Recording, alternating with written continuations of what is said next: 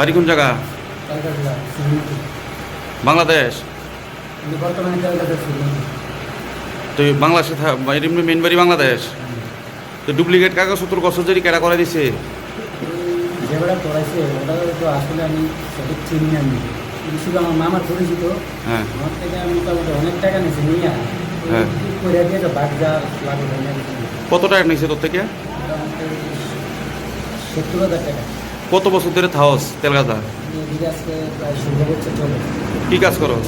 এই তো লাকড়ি কুড়াই লাগান করি, লাকড়ি বাড়ি গাছ টাছ কাটি। না মেলে কাজ করস? না না মিলে না, এমনি লাকড়ি বাড়ি গাছ কাটি। এদিকে বাজারে কাজ করি না।